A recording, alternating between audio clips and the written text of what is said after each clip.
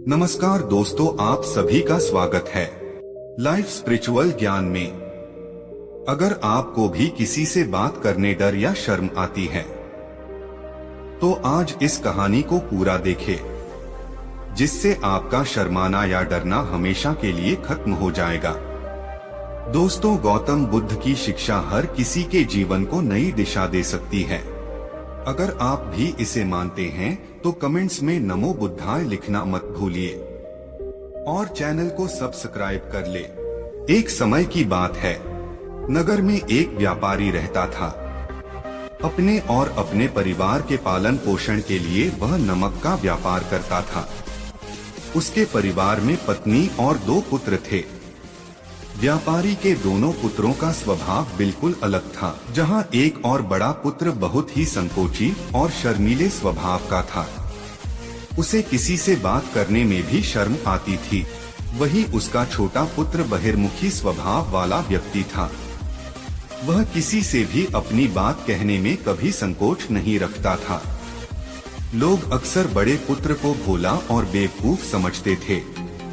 कई बार लोग उसके भोलेपन का फायदा भी उठा लेते थे और वह पलटकर कभी किसी को कुछ नहीं कहता था। व्यापारी अपने पुत्र के इस स्वभाव के कारण बहुत अधिक नाराज होता था। बातचीत न कर पाने और शर्मीले स्वभाव के कारण व्यापारी ने कई बार अपने पुत्र की पिटाई भी कर दी थी। हालांकि इस वजह से उसके पुत्र का स्वभाव सुधरने के बजाय और भी खराब हो गया। बचपन से ही बड़ा पुत्र बेहद परेशान रहने लगा था। उसके अंदर आत्मविश्वास की कमी हो गई थी। परीक्षा में वह आते हुए प्रश्नों के उत्तर भी अपने डर के कारण नहीं लिख पाता था। इस कारण उसकी शिक्षा भी ठीक ढंग से नहीं हो पाई। बड़ा पुत्र जब युवावस्था को प्राप्त हुआ तब व्यापारी ने उसे अपने साथ व्यापार में हाथ बटाने को कहा। अपने पिता से डर के कारण वह व्यापार करने को तैयार हो गया, किंतु वह कई बार ऐसी गलतियां कर देता था जिससे व्यापारी बहुत अधिक नाराज हो जाता था। एक दिन व्यापारी किसी दूसरे काम के कारण शहर गया हुआ था। उस समय उसकी दुकान पर बड़ा पुत्र बैठा हुआ था। तभी कुछ लोग आए और उन्होंने बड़े पुत्र से कहा कि हमें तुम्हारे पिता ने भेजा है। उनका यह संदेश है कि इस समय दुकान में नमक की जितनी बोरियां रखी हुई है वह सब हमें दे दो। उन्होंने नमक की सभी बोरियों को शहर मंगवाया है। व्यापारी का पुत्र उनसे प्रश्न पूछने की हिम्मत जुटा ही रहा था कि वे दोनों आदमी दुकान के अंदर घुस गए और दुकान में जितनी भी नमक की बोरियां रखी थी सबको तांगे में रखा और लेकर चले गए। व्यापारी के पुत्र ने उन्हें रोकने का प्रयास किया, किंतु संकोच और शर्मीलेपन के कारण वह उन्हें कुछ कह नहीं पाया। उसने मन ही मन सोचा कि यदि मैं इन्हें नमक ले जाने से रोकूं तो पिताजी मुझ पर नाराज होंगे। कुछ समय बाद जब व्यापारी शहर से वापस आया तो खाली दुकान देखकर उसने अपने पुत्र से प्रश्न किया कि नमक की बोरियां कहाँ गई? यह दुकान इतना खाली खाली क्यों है?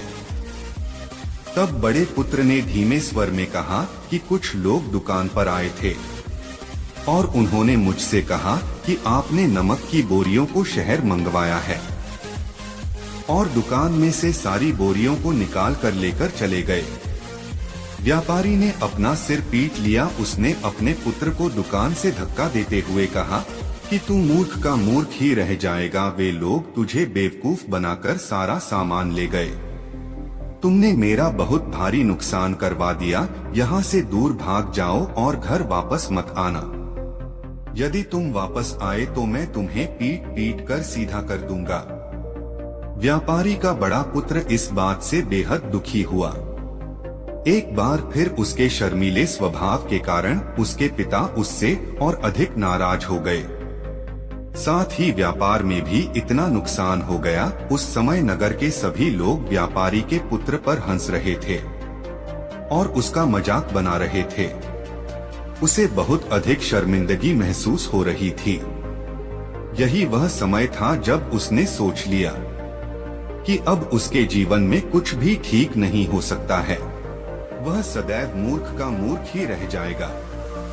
और इस समाज में रह रहे लोगों के साथ कदम से कदम मिलाकर कभी नहीं चल पाएगा।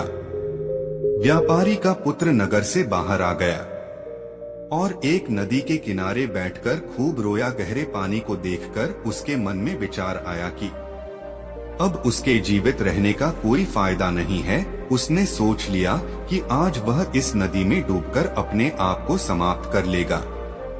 असफल जीवन जीने से अच्छा है कि वह स्वयं को समाप्त कर ले। उसने जैसे ही नदी में छलांग लगाई, एक बौद्ध भिक्षु ने उसे बचा लिया और नदी से बाहर निकाल कर ले आए।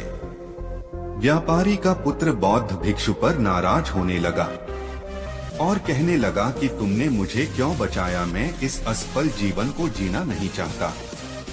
बौद्ध भिक्षु ने उसे समझाया कि जीवन एक ही बार मिलता है और यदि तुम जीवित ही नहीं रहोगे तो असफलता को खत्म करके सफल कैसे बनोगे। तब व्यापारी के पुत्र ने कहा कि मेरे जीवन में बहुत अधिक समस्याएं हैं। यह सभी समस्याएं मेरे संकोची और शर्मीले स्वभाव के कारण हुई है। मैंने अपने पिता का नुकसान करवा दिया। मैं एक अच्छा पुत्र नहीं हूँ। अपने स्वभाव के कारण मैं शिक्षा ग्रहण भी नहीं कर सका। यह सारा संसार मुझे मूर्ख समझता है। क्या किसी मूर्ख को इस संसार में जीने का अधिकार है? तब बौद्ध भिक्षु ने कहा कि तुम्हारे इस प्रश्न का उत्तर तो मेरे गुरु ही देंगे। चलो मैं तुम्हें मेरे गुरु से मिलवाता हूँ। व्यापारी के पुत्र ने कहा कि वह किसी से बात नहीं करना चाहता। आज वह अपना जीवन समाप्त कर लेगा। किंतु बौद्ध भिक्षु के बार बार समझाने के बाद वह उनके साथ जाने और उनके गुरु से मिलने के लिए तैयार हो गया। बौद्ध भिक्षु व्यापारी के पुत्र को आश्रम की ओर लेकर गए। वहां पर व्यापारी के पुत्र ने देखा कि एक व्यक्ति पेड़ के नीचे ध्यान मग्न बैठे हुए हैं। तभी बौद्ध भिक्षु ने कहा कि यह हमारे गुरु गौतम बुद्ध हैं। दोनों ने गौतम बुद्ध को प्रणाम किया। वह युवक वहीं पर बैठ गया और गौतम बुद्ध को देखकर रोने लगा। गौतम बुद्ध ने उससे उसके रोने का कारण पूछा। तब उसने कहा कि अब आप ही मेरी आखिरी उम्मीद है। यदि आप मेरी समस्या का समाधान नहीं करेंगे तो मेरा यह जीवन समाप्त हो जाएगा।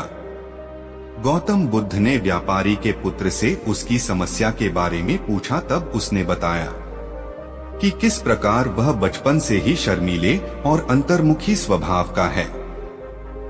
इस कारण लोग उसे मूर्ख समझ लेते हैं और उसके पिता भी उससे प्रेम नहीं करते। तब गौतम बुद्ध ने युवक को शांत कराते हुए कहा कि मेरे पास तुम्हारी समस्या का समाधान है।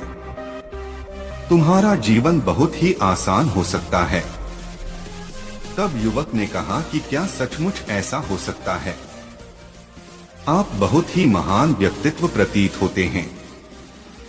आपके तो कई शिष्य हैं। हे गुरुदेव, मैं भी आपका शिष्य बनना चाहता हूँ। क्या आप मुझे अपने शिष्य के रूप में स्वीकार करेंगे? गौतम बुद्ध ने कहा कि हाँ अवश्य। युवक ने कहा कि ठीक है गुरुदेव, अब मुझे वह उपाय बताइए जिससे कि मेरा जीवन बदल जाए। गौतम बुद्ध बोले, किंतु उससे पहले तुम्हें मेरे कुछ महत्वपूर्ण कार्य करने होंगे। यदि तुम मेरा यह कार्य करो तब मैं तुम्हें कुछ ऐसे उपाय बताऊंगा जिनके कारण तुम्हारे जीवन में सब कुछ ठीक हो जाएगा और तुम्हारे पिता भी तुमसे प्रसन्न रहेंगे। गौतम बुद्ध ने उस युवक को कहा कि आज से 3 दिन बाद मैं तुम्हें ऐसे उपाय बताऊंगा जिससे तुम्हारा जीवन बदल जाएगा, किंतु 3 दिनों तक तुम्हें मेरे सभी कार्य करने होंगे। मैं जैसा जैसा कहूंगा, यदि तुम वह कार्य को करने में सफल रहे तो तीसरे दिन के बाद तुम्हारा जीवन बदल जाएगा। तुम्हारा पहला दिन कल से शुरू होगा। अभी जाओ और आश्रम में ही आराम करो। अगले दिन व्यापारी का पुत्र गौतम बुद्ध के पास पहुंचा और कहा कि हे गुरुदेव, मुझे पहले दिन का कार्य बताइए। तब गौतम बुद्ध ने कहा कि आज तुम्हें 10 अजनबी व्यक्तियों से बातचीत करनी है। और उनका हाल जानना है। इसका लेखा जोखा शाम तक लेकर आना। व्यापारी के पुत्र को बड़ा ही संकोच महसूस हुआ, किंतु उसने गौतम बुद्ध को हाँ कह दिया। वह निकल पड़ा 10 अजनबी लोगों से बातचीत करने। शुरू में उसे बहुत अधिक संकोच हुआ, कई लोग तो डांट कर भगा देते थे। उसके सामने अपना जीवन बदलने का यही एक उपाय था। आखिरकार कोशिश करते हुए उसने 10 अजनबी लोगों के नाम और उनके व्यापार का लेखा जोखा प्राप्त कर लिया। शाम को जब वह गौतम बुद्ध के पास पहुंचा तो प्रसन्नता के साथ उसने गौतम बुद्ध को बताया कि आज का कार्य उसने सही ढंग से पूरा कर लिया है। कुछ लोग तो उसके मित्र भी बन गए हैं। दूसरे दिन फिर वह युवक गौतम बुद्ध के पास पहुंचा। तब गौतम बुद्ध ने कहा कि आज का कार्य है, तुम आश्रम में रह रहे 10 शिष्यों को संबोधित करते हुए उन्हें जल के उपयोग के विषय में पढ़ाओ। गौतम बुद्ध की बात सुनकर व्यापारी का पुत्र हक्का बक्का रह गया। उसने कहा कि आप मुझसे किस प्रकार का कार्य करवा रहे हैं? मैं अपनी शिक्षा ठीक से पूरी नहीं कर पाया हूँ, मैं यह कार्य नहीं कर पाऊंगा। तब गौतम बुद्ध ने कहा कि ठीक है, तब मैं तुम्हें उपाय भी नहीं बताऊंगा। व्यापारी के पुत्र ने प्रार्थना करते हुए कहा कि आप जानते हैं मेरी शिक्षा अधूरी है, फिर मैं किस प्रकार बालकों को शिक्षा दे सकता हूँ? गौतम बुद्ध ने मुस्कुराते हुए कहा कि यहाँ सिर्फ मैं जानता हूँ कि तुम्हारी शिक्षा अधूरी है, वे बालक नहीं जानते। तुम रोज अपने जीवन में जल का उपयोग करते हो, यही सब बातें जाकर उन बालकों को बतानी है। आखिरकार व्यापारी के पुत्र के पास कोई रास्ता नहीं बचा। हिम्मत जुटाकर वह उन बालकों के पास पहुंच गया। शुरू में तो उसके हाथ पैर कांप पर रहे थे, किंतु आखिरकार उसने जल की विशेषताओं के बारे में बताना प्रारंभ कर दिया।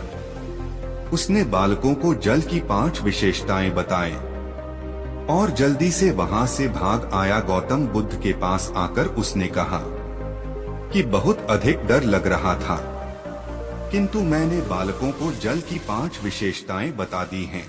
गौतम बुद्ध ने कहा कि जो एक बार फिर कोशिश करके आओ।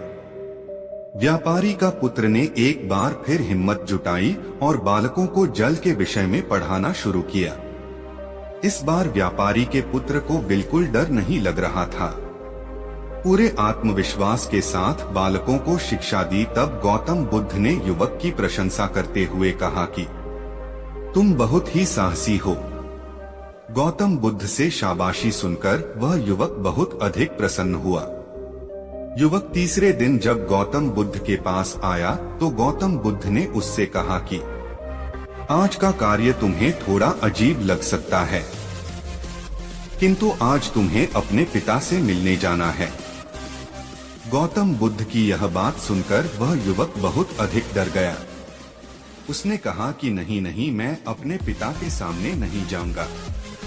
गौतम बुद्ध ने कहा कि ठीक है, तब मैं तुम्हें उपाय भी नहीं बताऊंगा। आखिरकार उस युवक को गौतम बुद्ध की बात माननी पड़ी। गौतम बुद्ध ने उसे समझाया कि अपने पिता के पास जाकर उनसे क्षमा मांगना और कहना कि तुम्हें एक और अवसर दे, ताकि तुम स्वयं को बुद्धिमान साबित कर सको। उस युवक ने बड़ी हिम्मत के साथ अपने पिता का सामना किया और उनसे क्षमा मांगी। आखिरकार व्यापारी ने अपने पुत्र को क्षमा कर दिया और उसे दूसरा अवसर देने के लिए तैयार हो गए। व्यापारी का पुत्र गौतम बुद्ध के पास आया और उसने जब उपाय के बारे में जानना चाहा, तब गौतम बुद्ध ने कहा कि तुमने स्वयं ही अपना उपाय खोज लिया है। तुम किसी से बात नहीं कर पाते थे, शर्मीले थे, सब कुछ तुम्हारे मन में बैठा हुआ डर था। हम कितने आत्मविश्वास हैं, कितने शर्मीले हैं और हमारे अंदर कितना डर है, यह सिर्फ हमें पता होता है। बाहरी दुनिया में किसी को नहीं पता होता है। बाहरी दुनिया में हम स्वयं को जिस प्रकार का दिखाते हैं, लोग हमें उसी प्रकार का समझते हैं। अगर तुम आत्मविश्वासी नहीं हो तो भी अनजान व्यक्तियों के सामने यदि आत्मविश्वास होने का अभिनय करो तो किसी को पता ही नहीं चलेगा। कि तुम कौन हो वह युवक समझ चुका था कि गौतम बुद्ध उसे क्या बताना चाह रहे हैं। गौतम बुद्ध को धन्यवाद किया और उनसे वादा किया कि वह जीवन में सफल होकर दिखाएगा। दोस्तों, यह वीडियो पसंद आई हो और आपके आसपास भी कोई ऐसा शर्मीला और संकोची स्वभाव का व्यक्ति है तो उसे यह वीडियो जरूर शेयर करें ताकि उसकी सहायता हो सके। और इस वीडियो को लाइक करके चैनल को सब्सक्राइब जरूर कर ले। धन्यवाद।